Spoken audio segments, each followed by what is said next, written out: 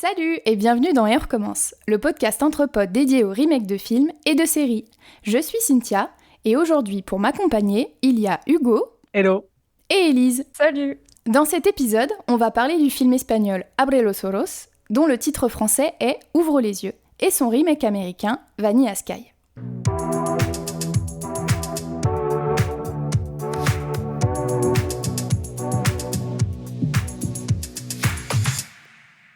Alors, Abre los ojos, c'est un drame psychologique italo-franco-espagnol sorti en 1997 et réalisé par Alejandro Amenábar, connu aussi pour les films Les Autres ou encore Mar Adentro.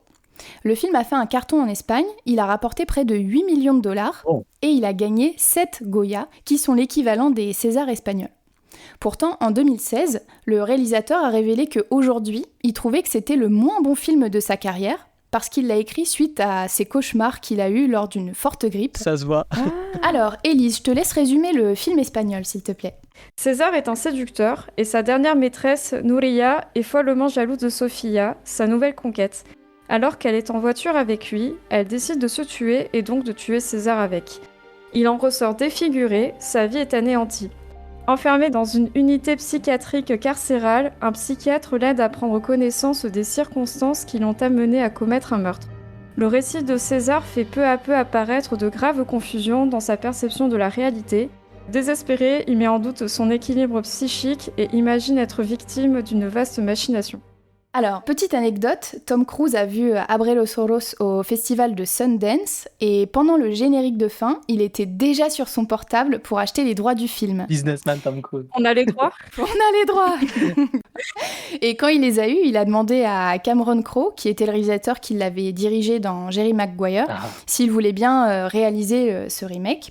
Et c'est comme ça que Vanilla Sky a vu le jour en 2001. Alors malheureusement, les critiques sont assez mitigées et dans Le Guardian, on peut lire que Vanilla Sky, c'est un projet vaniteux, hyper narcissique à la gloire du producteur-acteur Tom Cruise.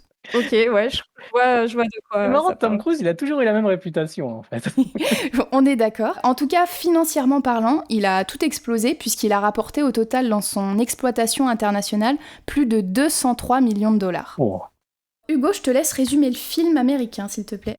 David Ames est un jeune éditeur new-yorkais ayant hérité de la fortune et de l'entreprise de son père.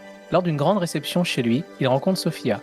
Alors qu'il tombe amoureux et semble filer le parfait amour, David se dispute avec Julia, une énième conquête, au volant de sa voiture. La jeune femme, jalouse et possessive, est furieuse de le voir s'intéresser à une autre. Elle cause elle-même un grave accident et meurt sur le coup. David se retrouve défiguré. Sa vie bascule totalement, il est contraint de porter une prothèse faciale. Sophia l'évite et les gens le repoussent. Alors qu'il tente de faire reconstruire son visage, des événements contradictoires se multiplient. Merci beaucoup. Alors, on va commencer par les deux personnages principaux. En Espagne, il s'agit de César, joué par Eduardo Noriega, et aux États-Unis, il s'agit de David, interprété, comme vous l'aurez compris, par Tom Cruise. Alors, en quoi vous les trouvez similaires ou au contraire différents ? Pour le remake, je trouve que Tom Cruise, il joue vraiment sur le côté vraiment beau gosse américain, alors que je trouve qu'il est plus en retrait dans l'original. Donc c'est ça qui m'avait le plus étonnée. Je suis d'accord, c'est vrai que c'est deux visions du Golden Boy, mais de cultures différentes, en fait. Voilà, exactement. Enfin après, je pense parce qu'on est aussi habitué au Golden Boy américain. Là, j'avais pas trop l'occasion de voir un Golden Boy espagnol. Oui, et puis au tout début, c'est vrai qu'on voit du coup César qui se réveille, il a une petite crotte dans l'œil, il fait le beau gosse, mais on va dire naturel, réaliste, quoi. Ouais. Alors que Tom Cruise, c'est vrai qu'il fait tout de suite plus charismatique. Et lui, par contre, il enlève un cheveu blanc. Donc lui, c'est plus limite pas trop la beauté qui va être un problème par la suite, mais limite plus la jeunesse. Ah, ouais, c'est vrai. C'est un petit côté Bateman de American Psycho, mais en Oui, tout à un peu fait. moins psychopathe, en fait. Ouais, il ressemble pas mal au final à ce genre d'archétype. Putain, mais le smile de Tom Cruise dans tout le début du film, ça m'a tué, quoi. Bah oui, ouais. Mais moi, j'aime pas ça. Gueule. Enfin, Et c'est marrant parce que au début, t'as l'impression que c'est un petit fils de riche qui sait quand même diriger un peu son entreprise. Il arrive en retard aux réunions, mais il prend quand même des décisions et tout ça. Les gens attendent son avis. Alors que dans ouais, il est quand même important. Bah c'est ça. Alors que dans Oui. le film espagnol, ok, il est fils de riche, il a hérité les restaurants de son père, mais à part ça, t'as pas l'impression qu'il bosse, quoi. Non, c'est Ouais. ça. Il vit juste des On n'entend dividendes de jamais son parler, héritage. quoi. Bah, c'est ça. C'est ça, c'est vraiment le fait qu'il soit autant en retrait dans l'original qui m'a le plus marqué. Oui, Ah ouais, oui, il se tout à fait. repose sur tous ses acquis, il sait qu'il est beau gosse, il a pas besoin de faire grand-chose, il est languissant, tous ses potes lui disent « Ouais, de toute façon, t'as une belle gueule, t'as pas besoin de faire d'efforts, on est tous des héros à côté de toi. Bah, et je trouve aussi, il est quand même plus riche dans la version américaine, Putain, quoi. t'as vu Enfin, il y a l'appart, tout ça un truc, L'appart c'est un truc de malade mental. Et Ouais, j'avoue. c'est son anniversaire au tout début du film. Il reçoit du monde chez lui. Ah.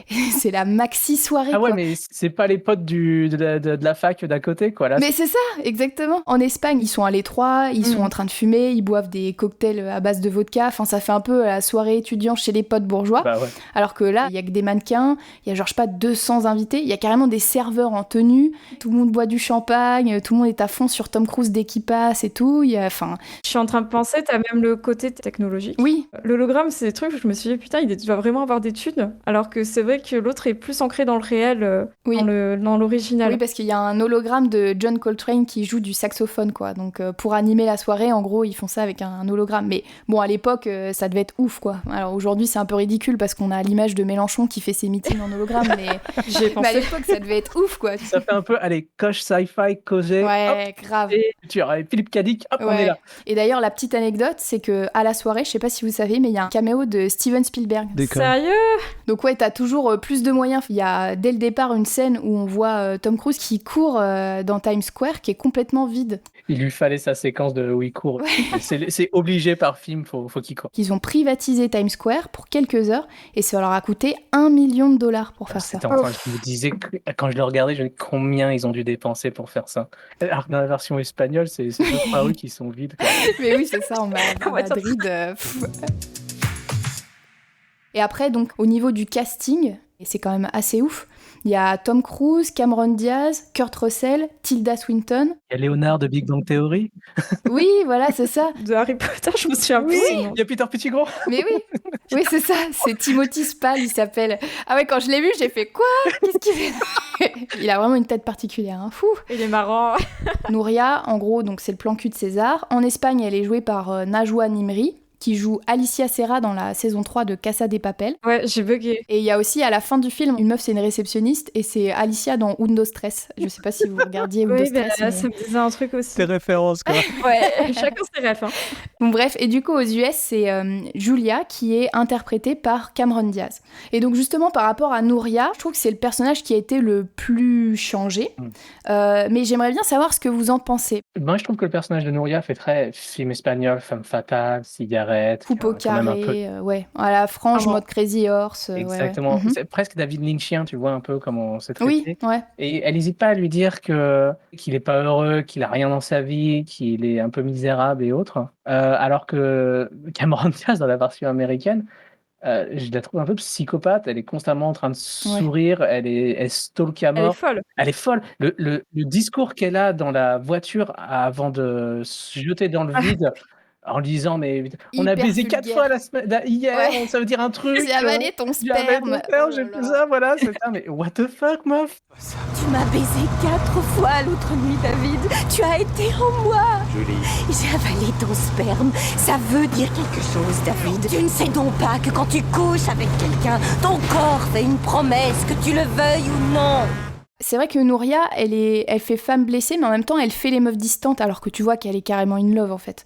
Et elle veut pas vraiment le dire, parce que je pense qu'elle veut pas passer pour la meuf qui perd sa fierté. Ouais. Sauf que l'autre, il la traite comme une merde. Je pense surtout qu'elle veut pas se faire friendzone direct. Oui, du coup, aussi, elle attend. ouais. Et puis ils ont couché ensemble que 2 fois, donc aussi ça reste assez réaliste. Alors que la Julia, là, complètement tarée, quoi. Enfin, Ah oui. Justement, on voit dans la première scène de la soirée, quand David il se casse avec Sofia, dont on va parler juste après, elle va danser avec un serveur qui est ouais. tout droit avec son plateau qui bouge pas.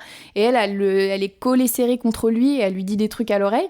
Et en fait, je savais pas trop si c'était interprété en mode genre, bon, c'est complètement une nymphomane pour qu'on se dise, bon, bah, David, c'est pas grave si il la calcule pas, puisque de toute façon, elle s'en fout. Ou si au contraire, c'était pour montrer à quel point elle était triste et un peu folle, en fait. Je pensais qu'elle voulait rendre jalouse David, du coup. Ouais, mais à ce moment-là, il est parti, David. Donc pour moi, c'était plus en mode genre, elle est seule, tu vois. Dès le début, elle fait un peu angélique, tu vois. Elle est blonde, elle a l'air très fun, très sympa. Mais plus ça avance, et plus elle devient tarée. Effectivement, il y a toujours un petit sourire machiavélique en coin. On sait pas trop ce qu'elle pense. Ah, mais le Joker, quoi. C'est... Tellement. Elle fait flipper, quoi. Enfin, Ah, mais de plus en plus. le côté martini avec sa robe, là, quand elle est dans le coin. Tu vois vraiment qu'elle est bizarre chelou, et elle peut partir loin, en fait. Si elle a pas Oui, ce qu'elle veut. tu sens qu'elle peut péter un câble à tout moment, quoi. C'est ça. Par contre, je voulais parler de Nouria, qui, Oui. pendant la soirée, il y a un truc que j'aime bien, c'est qu'elle fait très éthérée. Elle est toujours là, elle est au centre, mais en même temps, tu n'as pas l'impression qu'elle fasse partie du groupe d'amis ou autre. Elle est assez bizarre, en fait, tu as l'impression que c'est presque un mirage ou un fantôme. Ouais, Clairement. c'est vrai. Bon, et donc après, il y a le personnage de Sofia, donc c'est Penelope Cruz, qu'on ne présente plus, qui joue le même personnage dans les deux films. Alors elle, c'est vraiment le personnage naïf, elle est belle, elle est gentille, elle s'intéresse vraiment à David pour ce qu'il est, et pas du tout pour ce qu'il représente ou pour son argent. Et aux US, je trouve qu'ils ont poussé un peu plus le côté un peu perfection du personnage. Clairement. En Espagne, Sofia, bon bah c'est une mime quoi. C'est un clown. Non, c'est un mime. Attention, il confond. Non, mais les deux, attention. hein. Mais en plus, enfin, je trouve c'est tout pourri quoi. Elle a un chapeau horrible. Ah, Elle fait j'ai pas compris. intermittente du spectacle sur son banc là. C'est Elle dérange quelqu'un en train de bouffer un sandwich. La dépression, quoi. c'est horrible. Alors qu'aux États-Unis, bon bah c'est tout de suite plus glamour quoi. La meuf, elle est danseuse, son petit juste au corps, super sexy. C'est Undo Stress. Voilà, c'est ça. Il y avait un truc aussi qui m'avait... Bon, ça c'est moi et mes blagues nulles, mais comme elle s'appelle Sofia Serrano, moi je pensais qu'au jambon Serrano, et j'arrivais pas à m'enlever ça. Dans la version espagnole, elle a pas de nom.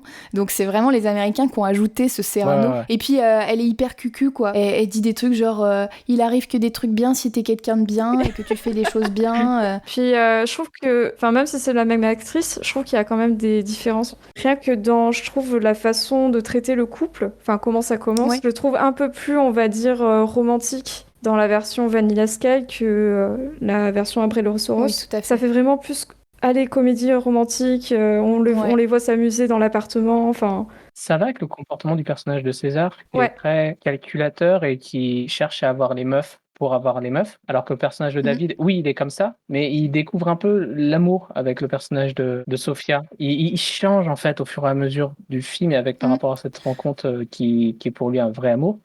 Alors qu'avec César, t'as jamais l'impression qu'il évolue et que du coup, elle s'en prend plein la gueule, le personnage de Sofia, par rapport à ça, je trouve. C'est vrai qu'il traite pas du coup Sofia différemment des autres.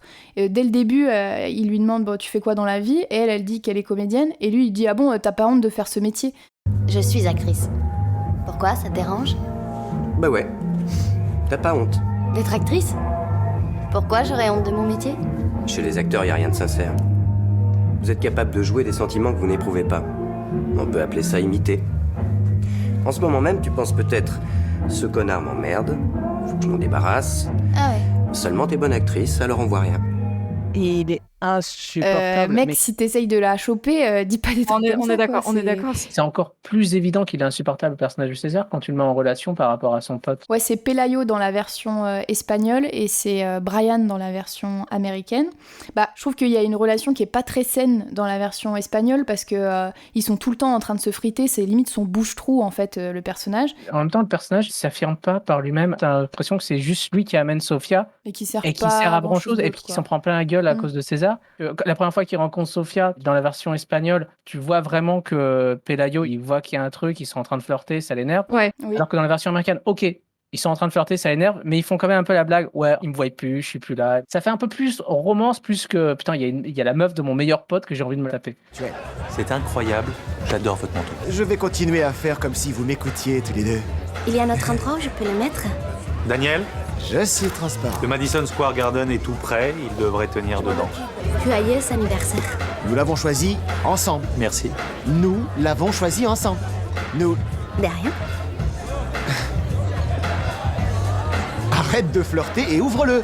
Et donc oui, par rapport à Sofia, dans le film espagnol, elle lui met quand même un peu des stops dès le début. Elle est dans un fauteuil en face de lui avec son gros pull et tout. Alors que avec le personnage de David, il est carrément sur elle à un moment, il l'embrasse à moitié dans le cou. Elle est quand même toujours un peu en mode flirt, séductrice, elle est tout le temps en train de lui sourire. Donc je trouve qu'il y a quand même un côté qui montre que Sofia, elle n'arrive pas à résister à David, quoi. T'as l'impression que c'est des aimants, tu vois, enfin, alors que je trouve que dans la version originale, bah, c'est plus rencontre, tu sais, banale. Tu vois qu'il essaye et que l'autre se dit non direct. Alors que dans l'autre, j'ai l'impression qu'elle cesse plus aller avec, oui, tout à avec fait. lui. Pour moi, ça montre que c'est parce que David / Tom Cruise est irrésistible. Ouais. Ouais, c'est vrai. Ouais, clairement. Et un petit aparté sur les dessins.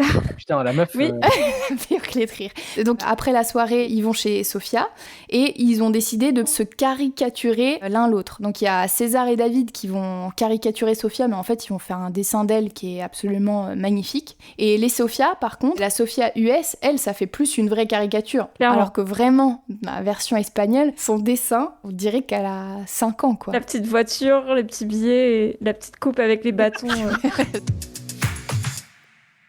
Il y a Sofia qui embrasse César, donc lui il est content, on dirait un petit gamin. Alors que dans la version américaine, on voit Sofia en fait quand David part, et elle est hyper contente, elle saute, elle crie. Alors que David lui il est dans la rue, il est content, mais limite il est plus content pour elle quoi. Je sais pas, c'est trop Il y a bizarre. aussi un truc super différent entre les deux versions américaines et espagnoles qui m'a super marqué. À partir de ce moment-là, c'est l'utilisation de la BO. Ah ouais Le Salisbury High de Peter Gabriel sur cette séquence, alors que dans la nôtre, j'ai même pas retenu ce qu'il y avait comme son en fait, dans la version espagnole. Parce que pour moi, dans la version espagnole, il y a que du silence la plupart du temps. Ouais, en fait c'est souvent des musiques un peu de tension, ou pas de musique.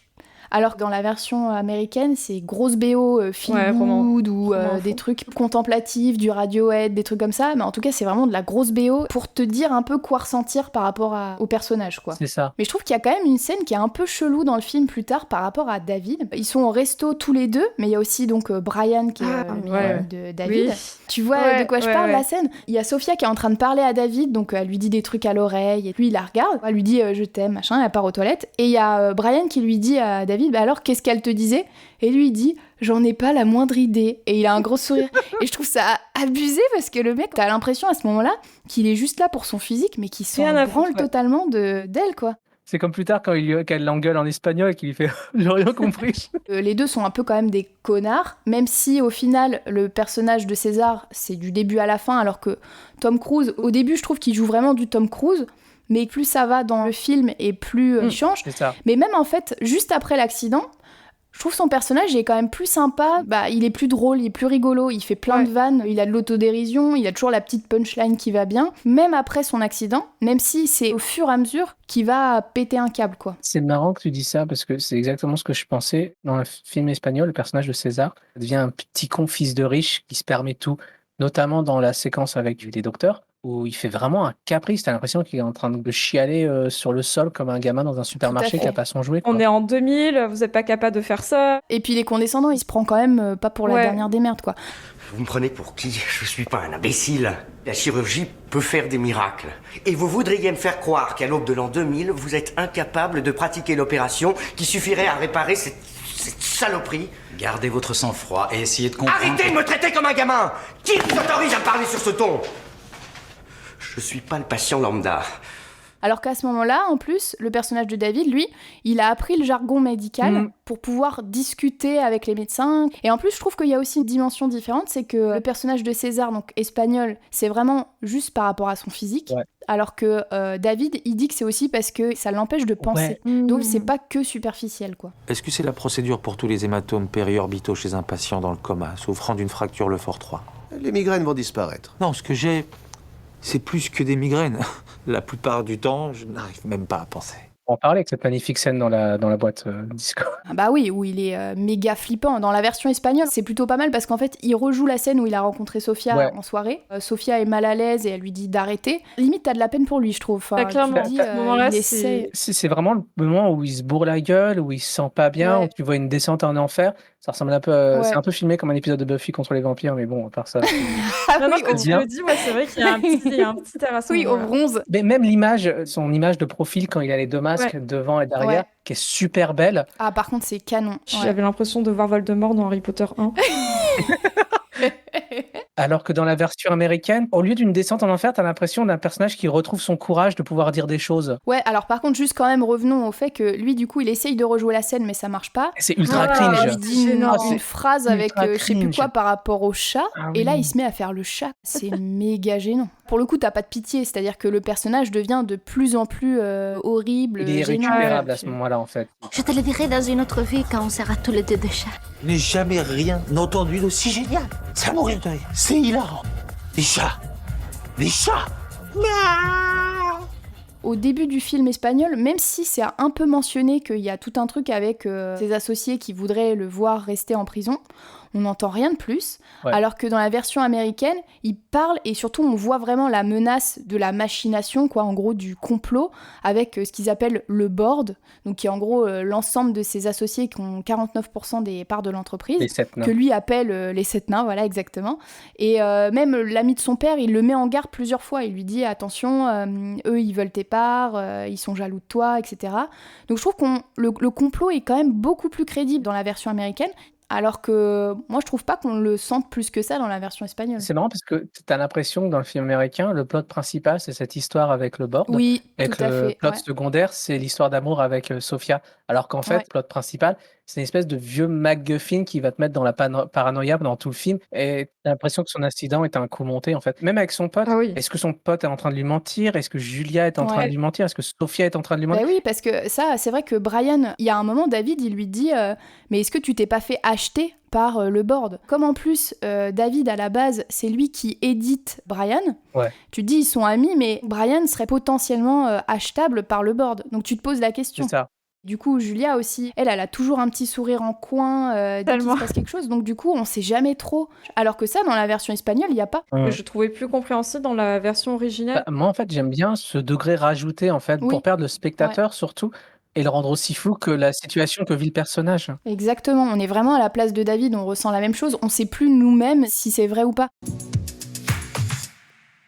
Il y a tout un passage après la boîte disco où il a un malaise, mais juste après, sa vie se remet un peu sur des rails. Oui. Il a l'opération pour reproduire son ancien visage. Sophia lui réadresse la parole Ouais, tout et va sa bien. vie semble quand même un peu s'améliorer par rapport à ça. Oui, donc moi j'aimerais bien qu'on parle d'une scène qui est finalement la même dans les deux films, mais qui est hyper différente dans le traitement, et donc je trouve que c'est très parlant. C'est la scène où justement les deux personnages commencent à être en plein délire après leur accident, et ils arrivent plus vraiment à différencier Sophia de Nouria / Julia.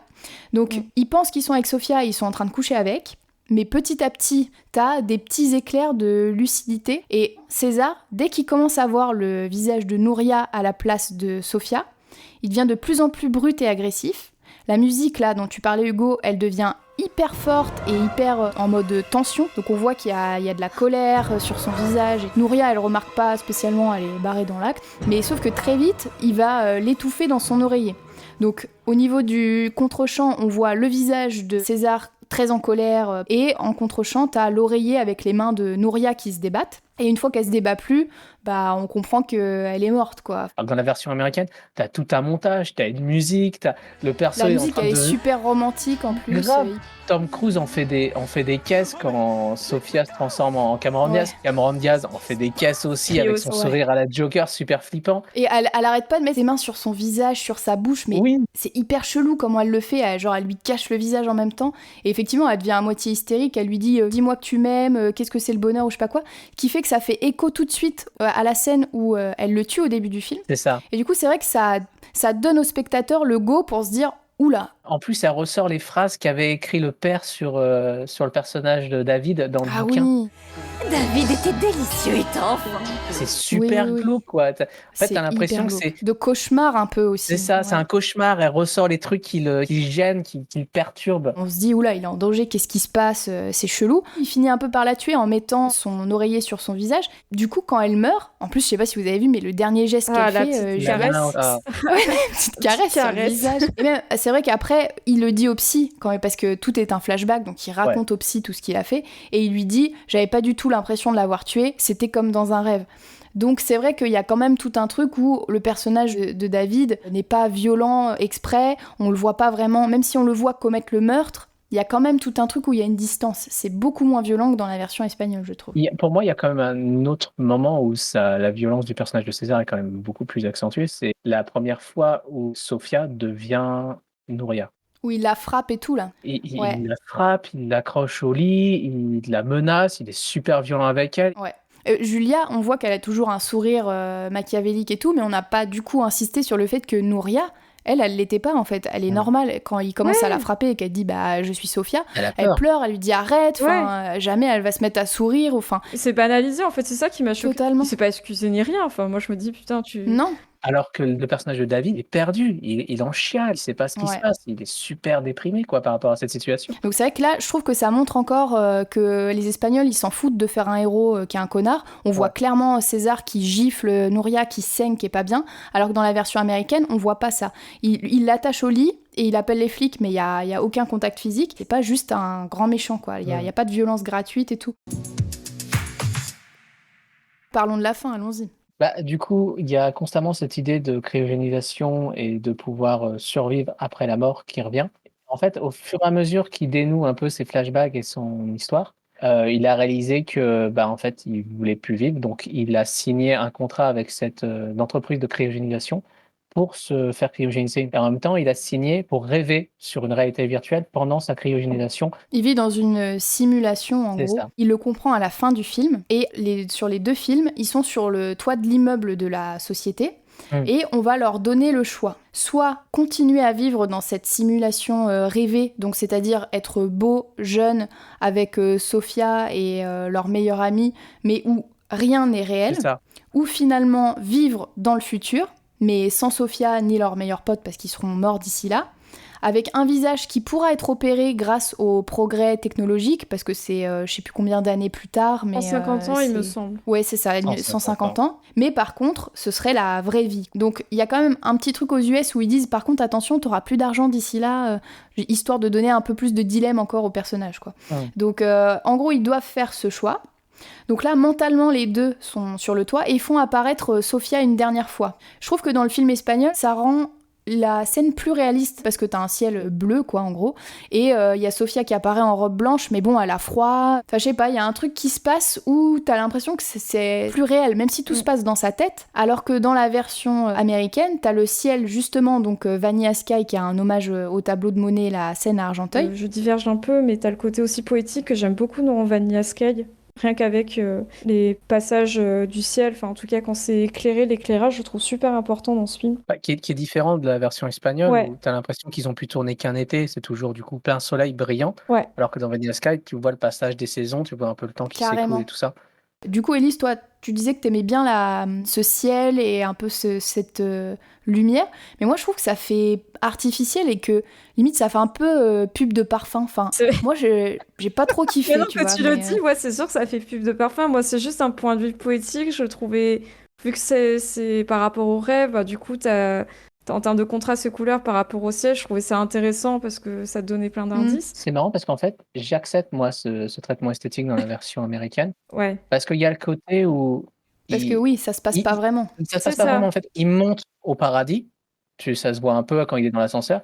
Mais en fait, il y a tout le traitement du film américain que j'aime bien parce que toute sa mémoire en fait est planifiée par lui. Tout ce scénario est planifié par rapport à sa culture.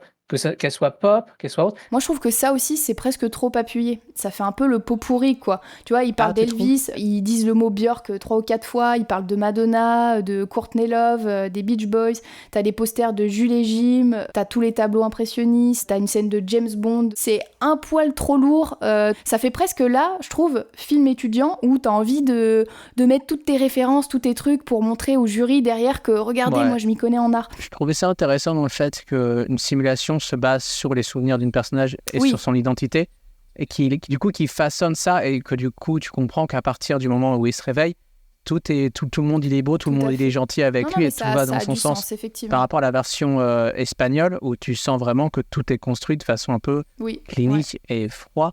Mais c'est ce qui en même temps rend la chose cauchemardesque. Non, mais les 2 visions sont cool. En fait, le fait que ça tourne vraiment vers une espèce de simulation ou d'interprétation de son cerveau, je trouve ça plus poétique parce qu'il a une certaine rédemption dans sa vie où il a compris qu'il n'aura pas Sofia Donc, il faut mieux en mourir, quoi, pour continuer plus tard dans le futur. C'est là où je trouve que dans la version espagnole, le personnage, il n'a pas trop une rédemption. Limite, j'aurais préféré que la morale du film soit, il est plus dans une espèce de délire. Il a vraiment tué la meuf et en fait, il subit le fait d'avoir commis un vrai crime. Ouais, que du coup, ça le hante. Voilà. Ouais, parce qu'au final, lui, il choisit de mourir, mais c'est vrai qu'il le fait plus par fierté, en fait. Mais c'est vrai que c'est pas du tout par rapport à une rédemption. Quand il saute, il est en stress, tu sens qu'il va vraiment se suicider. Enfin, il en a peur. Alors que Tom Cruise, pour le coup, c'est vraiment en mode cascade, quoi. Cours vers le bord. Tu sais, c'est mission impossible, quoi, c'est le truc. Je pense que c'est aussi pour chasser l'idée de suicide que t'as pas envie de voir dans un film américain. Même s'il va se tuer, en fait, comme tu sais que c'est une simulation, le fait qu'il le fasse en mode genre un peu détaché, ça rend le truc un peu moins horrible que dans la version c'est ça, en fait, espagnole. c'est ouvert à l'interprétation. Il n'y a pas de morale. C'est vrai que ça peut être un plus, selon comment tu le vois. Parce qu'au final, c'est pas forcément une vie rêvée non plus. Il va se retrouver avec un visage beau, mais il aura perdu Sofia et il aura perdu son meilleur pote. Il va avoir une vie de merde où il va être encore une fois dans la dépression, il sera dans le futur, il y aura pas ses parents, il aura rien. Ouais, en fait. clairement. Je trouve que Vanilla Sky arrive à exploiter des sujets, des thèmes ou des directions de scénario. T'as des séquences assez oniriques qui sont amenées, qui complètent en fait Abresse los Oros, qui ont ses défauts. Ça reste un gros film américain avec donc sa fin qui peut être un peu niaise plus qu'une fin qui fait réfléchir. Pour le coup, c'est un remake qui est intéressant puisqu'il ajoute des vraies choses qui sont... Il le complète. Clairement, ouais. Et ça, c'est pas forcément le cas de beaucoup. On est déjà au 4e épisode là. Et jusqu'à présent, on a toujours préféré l'original au remake. C'est ça. Ouais, clairement. Très bien, eh bien c'est comme ça qu'on va conclure cet épisode. Merci à tous les deux pour votre participation. Et merci. Merci. Merci aux personnes de l'ombre pour leur aide précieuse. N'hésitez pas à vous abonner et à noter le podcast afin qu'il gagne en visibilité. À bientôt.